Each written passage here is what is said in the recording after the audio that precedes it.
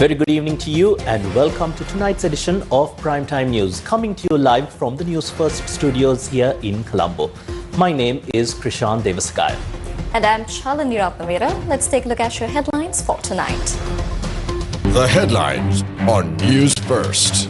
Final Randoli Perahara of the Kandy Asila Festival begins grand street procession. Vasana Tusker bears the sacred relic casket. Sri Lanka's new generation stands tall. Sonal, Pasindu, Keshara and Lahiru secure test draw against India. Nepal disaster. Death toll from flash floods feared to exceed 1,000 amid fresh warnings. Sri Lanka to reapply for GSP Plus by end of 2028, says Foreign Minister. IMF scheme expected next month. New housing project for Haldumulla landslide victims. President to hand over homes tomorrow.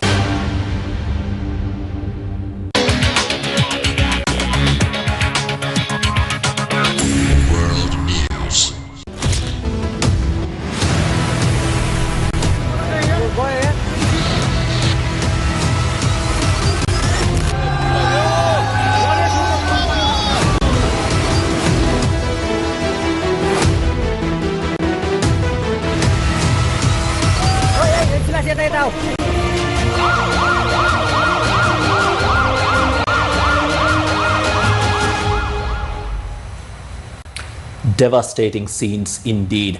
Now that was the tragic fate that befell Nepal yesterday. Authorities have yet to confirm the exact number of deaths caused by the flash floods in Nepal. Foreign media reports indicate that more than 1,000 people, including foreign tourists in Nepal and China's Tibet region, remain missing. Authorities have also warned of the risk of another major surge of floodwaters as a significant blockage remains upstream of the river where the disaster occurred. Meanwhile, rescue and relief operations continue, with international assistance being provided to those affected by the deadly disaster.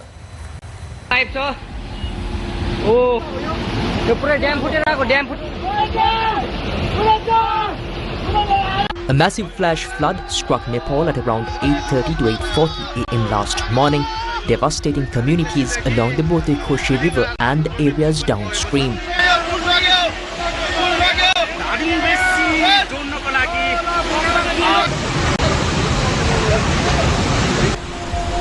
Oh my God, Mario.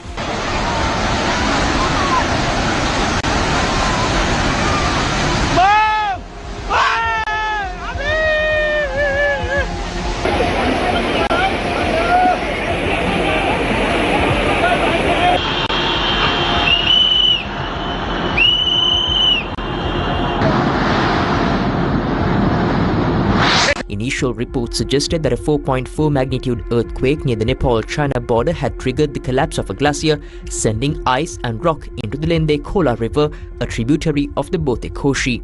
The resulting surge rapidly raised water levels and caused the devastating flash flood.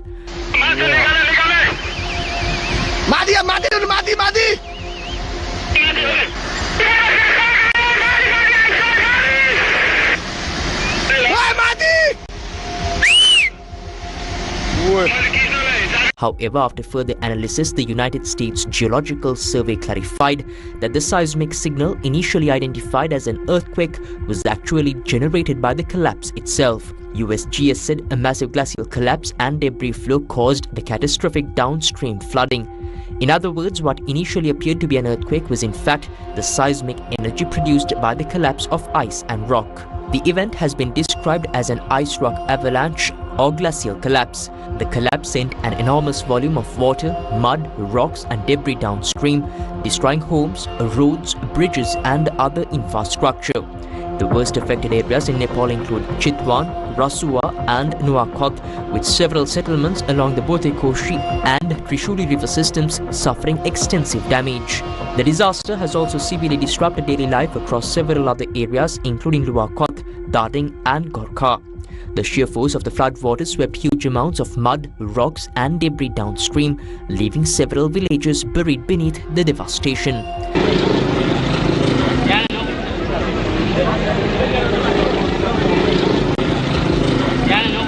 The disaster had also had a devastating impact on tourists and security personnel. Latest reports indicate that 826 people remain unaccounted for in Nepal. Among those reported missing in the disaster are 44 military personnel and 28 police officers, while more than 600 tourists from 32 countries are also unaccounted for. The flash floods also affected Gyeong in China's Tibet Autonomous Region. According to international media reports, 3 people have died while another 558 people remain missing following the sudden flooding. Search and rescue operations are continuing on both sides of the Nepal-Tibet border, with helicopters being used to evacuate survivors and deliver food, medicine and other emergency supplies to isolated communities. More than 5,000 army and police personnel have been deployed for rescue operations. But even as rescue teams search for survivors, authorities are warning of the possibility of another major flood surge. A large natural blockage has formed upstream in the affected area. Chinese authorities had identified a risk from a still dammed lake in Gyeong, upstream from the mudslide. Nepal's disaster authority, which said that satellite images and analysis indicate a river has been blocked, forming a lake at the site of the flood. The lake is rising and is at risk of bursting. The disaster authority confirmed, appealing to residents to stay away from the river banks.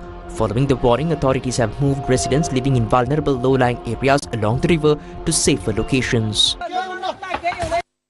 The international community has stepped forward to provide relief and assistance to people affected by the devastating flash floods in Nepal. Several countries, including India, China and the United Kingdom, along with international organizations, have offered support as rescue and relief operations continue across the disaster-hit areas. India has dispatched a second tranche of relief supplies to flood-affected Nepal today. According to India's External Affairs Minister, a second flight carrying 37.5 tons of HADR, also known as humanitarian assistance and disaster relief material, medicines and food packets, was dispatched for Nepal. Just yesterday, India had sent 10 tons of aid material, including essential medicines. However, no disaster relief team has been sent to sites so far. China too has coordinated emergency supplies and cash assistance to Nepal. China dispatched 111 emergency rescuers to the mudslide-stricken Gyeong port in China's Xizang, carrying detection, life-saving, demolition, communication and support equipment. United Nations Secretary-General Antonio Guterres has also expressed concern over the disaster as UN teams and humanitarian partners assist relief efforts by providing medical supplies, food, shelter and personnel. The International Federation of Red Cross said in a statement it is releasing 1 million Swiss francs in emergency funding to support the Nepal Red Cross Society's flood response. The US State Department said that a disaster response advisor was deployed to Nepal and funds worth $500,000 were provided for assistance.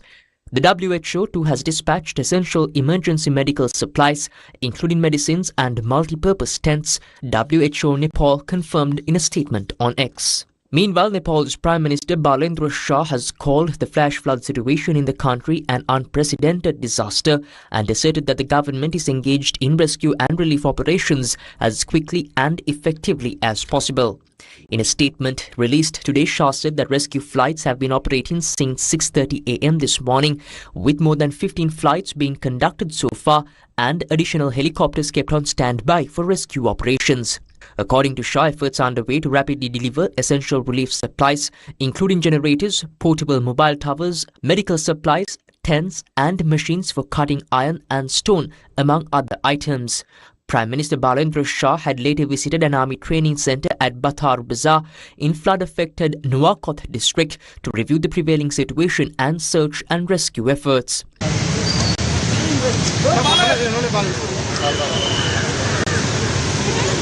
Meanwhile, Sri Lankan President Anukumara Dissanayake has expressed his profound condolences over the loss of lives caused by the floods in Nepal. In a post on X, the president said Sri Lanka stands in solidarity with the government and people of Nepal at this difficult time. The president added that Sri Lanka stands ready to assist Nepal in rescue and clearance operations.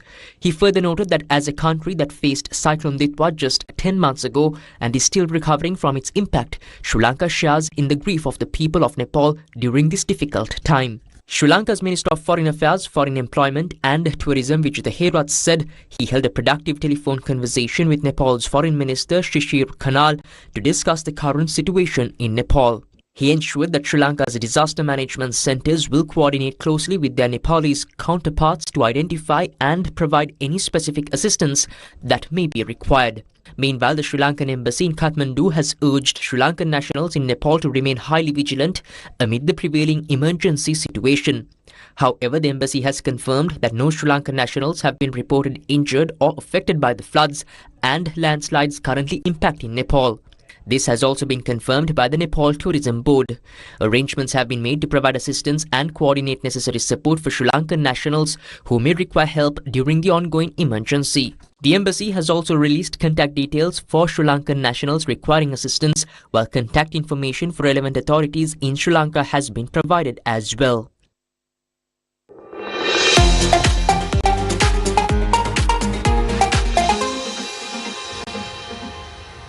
We now take a look at some sports news here at home.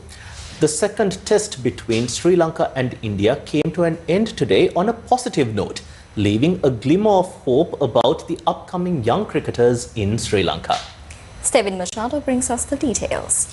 Yes, thank you, Charlie, and thank you, Krishan. Now, taking a look at the sports arena for tonight. The Sri Lanka team managed to draw the second test match against the Indian team today, thanks to the brilliant batting performances of youngsters Sunal Dinusha, Pasindu Suryabandara and Keshara Nuwantha. Now, Sunal Dinusha, who emerged as the standout batsman of the match, entered the record books as only the third Sri Lankan batsman to score centuries in both innings of a test match. Let's take a look.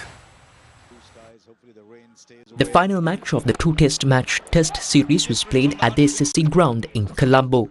The Indian team declared their first innings on 503 runs for the loss of 9 wickets. Subsequently, when Sri Lanka's experienced players departed cheaply after taking to the crease for their first innings, youngsters Pasindu Suryabandara and Sunal Dinusha managed to breathe life into Sri Lanka's reply. 26-year-old Pasindu Suryabandara, who earned his test cap in this series, scored 80 runs, while 25-year-old Sunal Dinusha, playing in his fifth test match, scored 103 runs, recording his second test century. Well, oh yes, and what a way to bring it up. Quality. However, with the first innings restricted to 290 runs, Sri Lanka was forced to bat again to avoid an innings defeat. Oops, from time to time. To get him to a second half. Let us see the live action. As today's play began, the Sri Lanka team was at 229 for the loss of 6 wickets, holding a lead of just 16 runs over India. Taking on the responsibility of rescuing the team from a difficult situation, Sunal Dinusha and Keshara Nuwantha forged a 112-run partnership for the 7th wicket. 25-year-old all-rounder Keshara Nuwantha, playing in his second test match, scored 46 runs. After the fall of Sri Lanka's 8th wicket at 355, Lahiru Kumara walked to the crease and provided valuable support to Sunal Dinusha, who stood resilient at one end. Facing 90 balls, Lahiru Kumara scored 12 runs and their 9th wicket partnership stood at 47 runs. Having scored a century in the first innings, Sunal Dinusha remained unbeaten with 133 runs in Sri Lanka's second innings. Today he entered the record books as the third Sri Lankan batsman to score 3 centuries in a 2-match test series. Additionally, Sunal becomes the 8th Sri Lankan batsman to score centuries in both innings of a test match. His 5th test and the third Sri Lankan batter to score 3 centuries in a 2-match series. A wonderful effort. When the match ended in a draw today, Sri Lanka had posted 429 runs for the loss of 9 wickets. The Sri Lanka team managed to finish the match 216 runs ahead of India, thanks to the brilliance of the young players. In Sri Lanka's second innings, Kaminda Mendy scored 55 runs and Pasindu Suryabandara scored 92. Having won the first match, the Indian team claimed the series 1-0.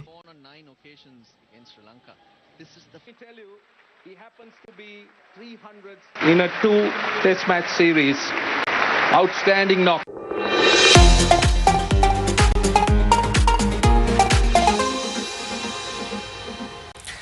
In another headline-making story this evening, Sri Lanka is preparing to officially reapply for the European Union's GSP Plus trade facility by December 2028, operating under the EU's revised GSP regulations. The decision was announced by the Minister of Foreign Affairs and Foreign Employment and Tourism at a special meeting of senior government officials and diplomats that was organized by the Ministry of Foreign Affairs recently. Sri Lanka values the continued understanding, encouragement and support of the international community. We look forward to working closely with all of you and our multilateral partners as we rebuild, strengthen our institutions, advance reconciliation, promote human rights and create new opportunities for our people. In this regard, I would like to inform you that Sri Lanka will be reapplying for the GSP Plus facility of the European Union by December 2028 under the revised European Union GSP regulation. As you know, the GSP Plus is extended on the basis of compliance with a set of key human rights, labor, governance and environmental conventions. I briefed you earlier on some of the progressive steps that we have and are taking with regard to these areas. We hope to address all outstanding matters and be ready to reapply for GSP Plus by stipulated time frame. We look forward to your support, particularly the support of our friends from European Union countries in securing this important facility for Sri Lanka again. Meanwhile, representatives from the International Monetary Fund are scheduled to visit the country next month for the next review of the extended fund facility. They intend to conduct the 7th review and evaluate the release of the 8th tranche. The Ministry of Finance stated that following the review, a tranche of approximately $330 million is expected to be released to the country. The 6th and 7th tranches under the International Monetary Fund's extended loan facility were released to Sri Lanka last July. Their total value adds up to $695 million. කඩුළු 3යි ලොකු මෑන් ප්‍රතිවාදී පිළ concrete කරනවා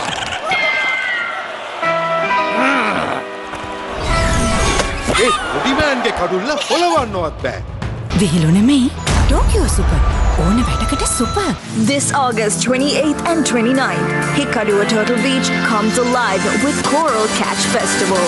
Feel the ocean, energy and electrifying EDM as Sri Lanka's leading artists ignite the coast. Music, vibrant culture and non-stop celebration await. Entry is free. Welcome back to the news. The final Randoli Perahera of the Asala Perahera at the historic Temple of the Sacred Tooth Relic in Kandy is currently parading the streets. The procession commenced this evening at the auspicious time of 6:43 p.m. A large number of Buddhist devotees, locals and foreign tourists have already gathered at the sacred premises to witness the grandeur of the Perahera.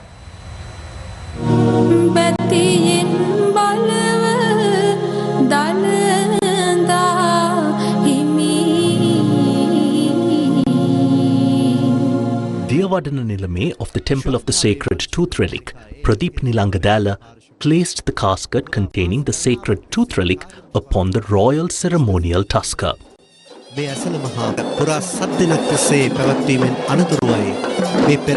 The honour of carrying the casket containing the sacred tooth relic at this year's final Randoli Mahaperahera of the Kandy Asala Perahera was bestowed upon Vasana, the ceremonial tusker of the Ruhunu Kataragama Mahadevalaya.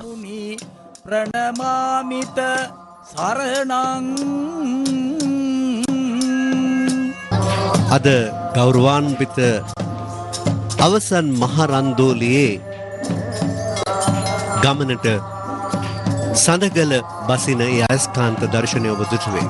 Tuskers Pulasti Raja and Singha Raja from the Temple of the Sacred Tooth Relic accompanied the procession. The grand procession was brought to life with a spectacular display of traditional Kandyan dances and a wide range of cultural performances showcasing the rich heritage and pride of the hill country. Today also marks the Nikini Full Moon Poya Day, which signifies several extremely important events in Buddhist history. The primary historical event associated with the Nikini Poya is the commencement of the First Buddhist Council, or the Prathama Dharma Sangayana, held under the leadership of the Venerable Mahakassapa following the Lord Buddha's parinirvana. On the occasion of Nikini Full Moon Poya Day, the Sirasa Namami Poya Day program was held at the historic Sagama Purana Rasha Mahavihara in Palatuoya, Kandy. The unveiling of the historical information plaque of the temple took place this morning. The unveiling was held with the participation of the chief incumbent of the Sagamapurana Rajamahavihara, Venerable Napane Vijitathera, along with the chief executive officer of MTV Channel Private Limited, Yasarat Kamal Siri, and director of Sirasa TV, Dharmashri Bandara Ekanayaka, among others. The information plaque was created jointly by the Department of Archaeology and Sirasa TV. Subsequently, the relic casket offering was conducted. A painting of the Sagamapurana Rajamahavihara, painted by Hemanta Varakapitiya, was presented to the chief incumbent of the temple, Venerable Napane Vijitathera. I am immensely thankful and invoke blessings to the CEO of MTV Channel, Yasarat Kamal Siri, and the staff of the Maharaja Media Network. It is their efforts that made the heritage of the Sagamapurana Rajamahavihara known to the world.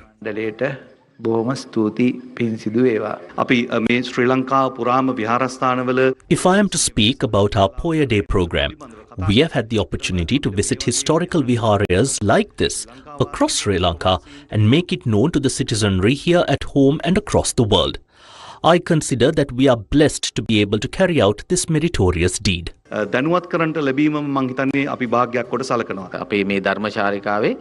part of this program, we visit many temples that have a rich history and heritage. We make it a special point to visit historical and heritage-rich temples located in villages. We do this in line with the Asala Perahara, and this brings us great joy. Starting with the morning Sambuddha Pujava, the Sirasa Namami Poya program was conducted throughout the day at the Sagamapurana Rajamahavihara, giving prominence to devotion through Amisa Puja and Pratipatti Puja. Concurrently with the main Poya broadcast, several sub-programs including Viharasana, Sirasa Damsara, Yon Situvili and Sanaramara Sevana were held this morning. Programs such as Abhidam Vivarana and Ape Pansala were also conducted, while the Turunusita program was held with the participation of Venerable Katnorwe Siridhammathera. The Satpyuma program took place with the attendance of Venerable Sagamanobadasi Thera and Vaidyavati Rajapaksha, while the Satimatva Nivemu program was led by Venerable Kuttikulame Pemalankara Thera. The evening Gilampasa Puja was conducted with the participation of Venerable Muruthalave Dhammakirti Thera.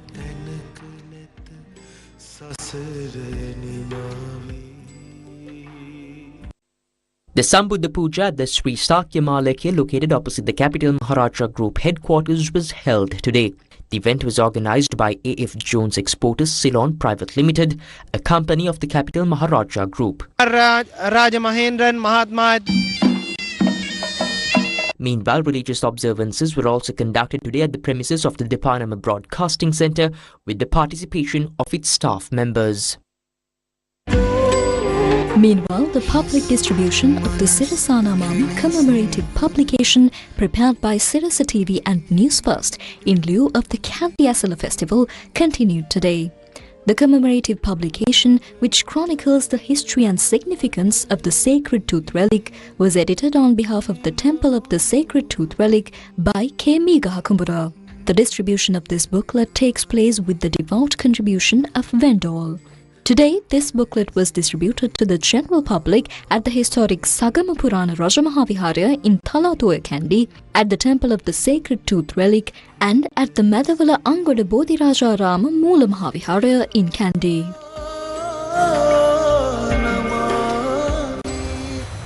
The Bar Association of Sri Lanka has issued a statement regarding allegations levelled against the entire judicial system led by judges by utilising parliamentary privileges. The Bar Association points out that personal attacks based on unsubstantiated allegations can undermine public confidence in the administration of justice and affect the independence and integrity of the judicial process and the system of justice.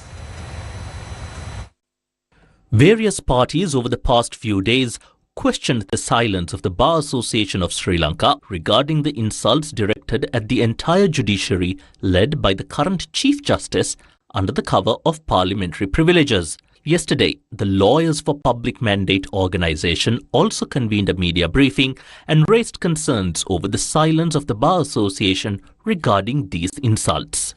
There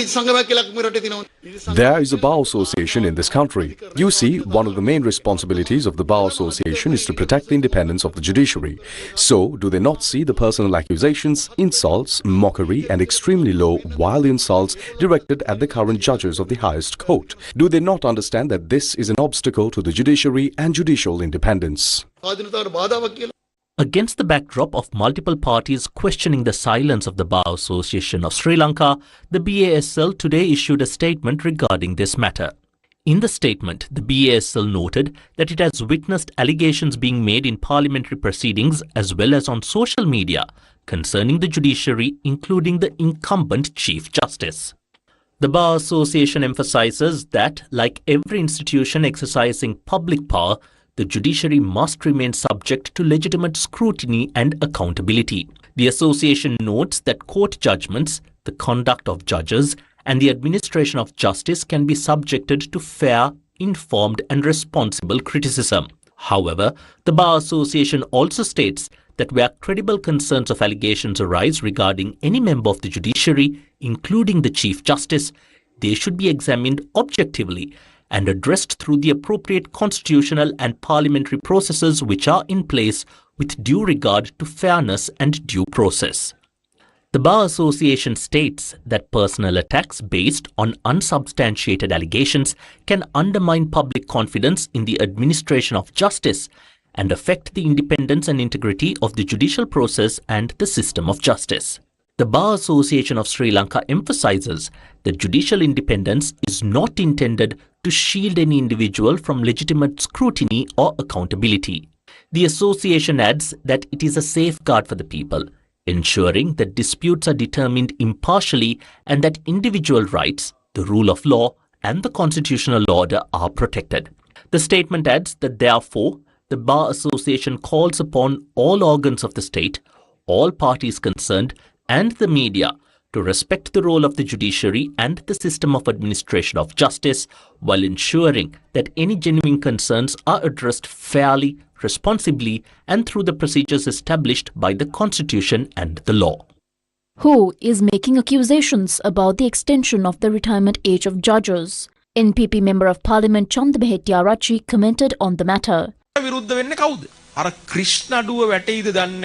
Who is against this? Will the Krish court case be dropped? Will the Cyrilia accounts case be dropped? Will the court case for the murder of Tajuddin be heard and closed quickly? What would the charges be? Against whom? There are people who think this way. There are people who are afraid of charges being filed against the Hantara property or a property in some other place. Why is that? Charges might be filed against corruption in organizations. That is why they are making accusations saying that the independence of the judiciary has been compromised.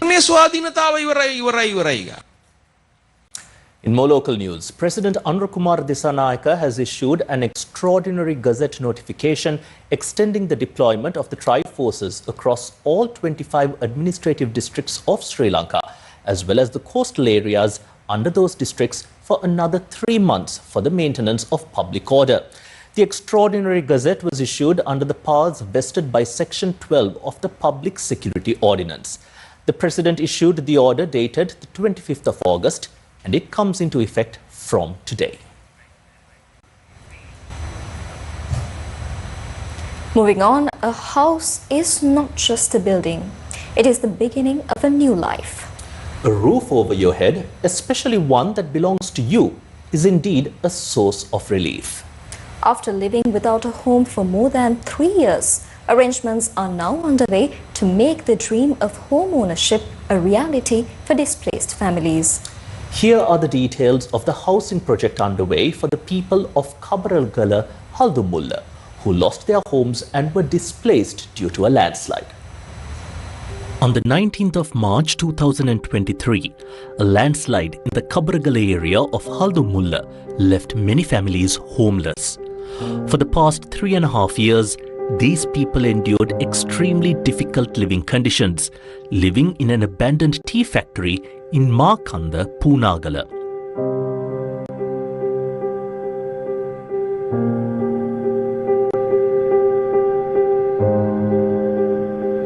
After the current government came into power, a new project was launched to support these people and improve the living standards of the Malayaha community in line with the government's policy of a thriving nation, a beautiful life.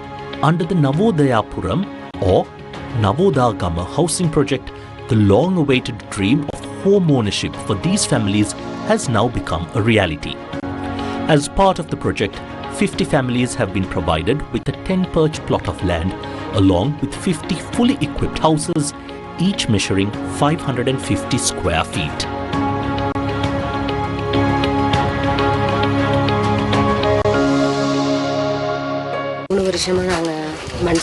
கபறுகளை மண்சரிவால் பாதிக்கப்பட்டு மக்கள் முகாமில் தங்கியிருக்கிறோம். இப்போ இந்த 28ஆம் தேதி எங்களுக்கு வீடு கிடைக்க போகுது. அதில் 3 வருட காலமாக நாங்கள் இருப்பதற்கு இடமின்றி ரொம்ப இக்கட்டான நிலையில் நாங்கள் வாழ்ந்து கொண்டிருந்தோம். நமது ஜனாதிபதி அவர்கள் எங்களின் The construction work for this project was carried out by the Sri Lanka Army's Corps of Engineer Services. Approximately 3.2 million rupees has been spent on constructing each house. Each home consists of 2 bedrooms, a living room, a kitchen and a bathroom. The total cost of the project is 160 million rupees. The 50 houses under the Navodayapuram housing project are scheduled to be officially handed over on the 28th of August under the patronage of President Anurakumara Dissanayaka. An international competition on negotiation that is bringing together teams of university students from Sri Lanka and several other countries took place in Colombo today. University students from across Sri Lanka and overseas have gathered in Colombo for the 6th edition of the APIT Law School International Negotiation Competition. A total of 28 university teams are taking part, including 22 international teams representing India, Nepal, Singapore, Kenya and the United Kingdom, alongside 6 Sri Lankan teams. Justice Yasantha Kodagoda, who attended the event as chief guest, highlighted the severe court congestion and prolonged delays in the administration of justice, describing the backlog as a national crisis that demands multi-level governance intervention. We live in an era where, not only in Sri Lanka, but in other countries as well, our courts are inundated with cases filed. Those of us who have studied this problem over a long period of time know quite acutely some of the pressing causes. One such cause which has become a perennial issue is that we as legal professionals show a knee-jerk reaction in choosing litigation over other means of dispute resolution. It stems from our legal education, where we have seen litigation leading towards judicial adjudication of disputes to be the apex and most efficacious form of dispute resolution. And therefore, our generation of legal professionals, as well as the academia, are partly responsible for this problem. And that is because we have seen dispute resolution mechanisms such as negotiation, mediation, conciliation, contractual adjudication and arbitration as mere alternatives to the apex form of dispute resolution, and that means judicial adjudication. The opening program also featured a panel discussion on negotiating in crisis, decision-making under pressure and uncertainty. The discussion focused on the challenges of negotiating and making decisions in high-pressure and uncertain situations. The 5-day program will continue with negotiation rounds and a series of academic and cultural activities. Weather first. The prevailing El Niño conditions are affecting not only people, but also the country's wildlife and environment. Onelka brings us further details. Onelka. Yes, thank you, Krishan and Chalini. Now, over the past few days, we reported on how the prevailing dry weather conditions are impacting communities across the country. What is the current status of water levels in Sri Lanka's major reservoirs amid these prolonged dry conditions? Let's take a closer look. Due to the prevailing El Nino conditions, the water capacity of several major reservoirs under the Irrigation Department has declined rapidly. The water capacity at the Senanayaka Samudra in Ampara has decreased by 18%. The available water reserves of Hurulavawa in Anuradhapura has decreased by 24.3%, while Nachaduwavawa is at 34.5% and Yarnoy Reservoir is at 37.4%. The water capacity at the Veheragala Reservoir in Hambantota has decreased to 15.9%, while the water capacity of Yodavawa is at 33.7%. The water capacity of the Kaudula Reservoir in Polonnaruwa has dropped to 20.5%, Minneri Reservoir to 35%, and Tabbova Reservoir in Putlam has dropped to 28.8%. Water levels of the Kantalevawa is at 30.2%. Water levels in several small water sources also have declined rapidly amid the dry weather conditions. This is the state of Sungavila Reservoir in Polonnaruwa. Most wells in the area have also dried out, which resulted in the local communities facing severe difficulties. While the water capacity of reservoirs is declining due to the prevailing El Nino conditions, 84,545 people in 7 districts have been suffering from this situation. The highest number of people affected, which is 35,639, are reported from the Monoragala district. The Disaster Management Centre stated that 28,523 residents in the Batiklo district and 8,847 residents of the Ampara district have been affected by the prolonged dry conditions. Due to the El Nino conditions, residents of several divisional secretariat divisions in the Badulla, Polonnaruwa, Hambantota and Ratnapura districts are suffering from severe water shortages. Now, while dry weather disrupts daily life in several areas, fairly heavy showers are forecast for multiple districts. The Department of Meteorology forecasts showers at times in western, Sabaragamuwa, southern and northwestern provinces and in Kandy and Nuwara districts. Fairly heavy falls above 75 mm are likely at some places in western and Sabaragamuwa provinces and in Kandy, Nuwara, Gaul and Mathura districts. Showers or thunder showers may occur at a few places in Over province and in Ampara and Batiklo districts after 2 p.m. and strong winds above 40 to 50 kilometers can be expected at times over western slopes of the central hills, north central and northwestern provinces and in Trincomalee, Monragala, Hambantota and Mathura districts. The department further reminds the public that the sun is going to be directly over the latitudes of Sri Lanka from 28th of August to the 7th of September due to its apparent southward relative motion. Accordingly, the nearest places of Sri Lanka over which the sun is overhead tomorrow are Kokuvil, Nallur, Kodikamam and Nagarkovil above 12:11 noon. Weather first. IDM Nations Campus International officially marked the establishment of its new IDMNC City University in Gangaramaya, Colombo yesterday.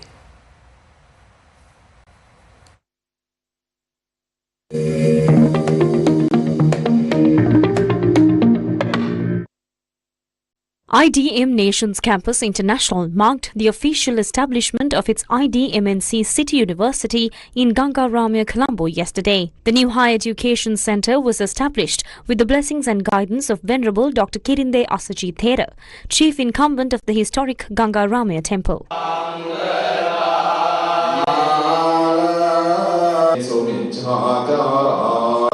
The initiative aims to make internationally recognized British degree and postgraduate programs more accessible and affordable to Sri Lankan students.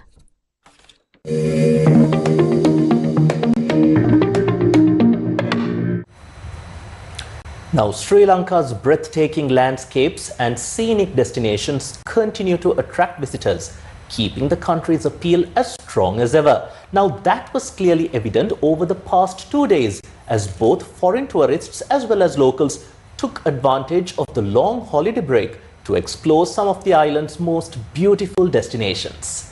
In today's Happy Headlines feature, we take a look at how people made the most of the holiday and traveled across the country to enjoy its natural beauty.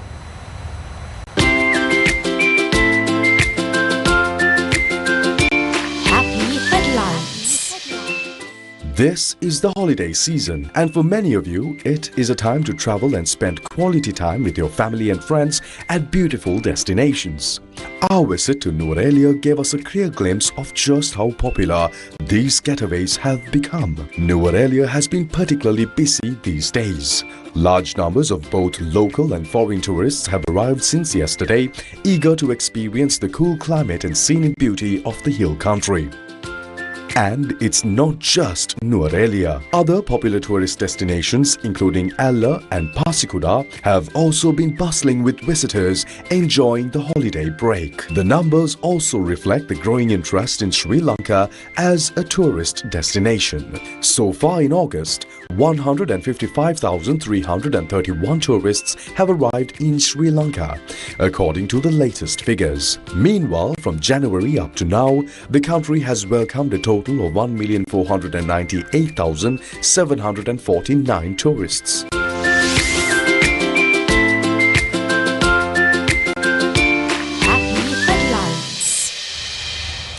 Now, yesterday we announced that Newsfirst is ready to give an opportunity to the young minds who will shape the future of our nation. Now, as we promised, through beautiful Sri Lanka, we are ready to show the beauty of Sri Lanka to the world. Yes, Krishan, a large number of children have already drawn and sent us pictures that depict the beauty of Sri Lanka. Out of the drawings sent to us, the one we selected is this beautiful drawing sent to us by 15-year-old Buddhini Mahesha Pahasarani. Little Buddhini has beautifully captured on canvas the seashore that has won the attraction of local and foreign tourists. So, if you are a child under the age of 16 like Buddhini, all you have to do is draw one of Sri Lanka's most beautiful, unique and world-famous locations that you believe deserves to be showcased to the world. Then send your artwork to us via WhatsApp. Now, our WhatsApp number is 071 241 4444. That number once again is 071 241 4444, which is displayed on the screen right now. From all the drawings that we receive, we will select the most outstanding artwork and proudly showcase it to the entire world on tomorrow's Newsfirst main news bulletin. And with that, we wrap up Newsfirst news bulletin for tonight. Thank you for watching. Take care, good night, and God bless you.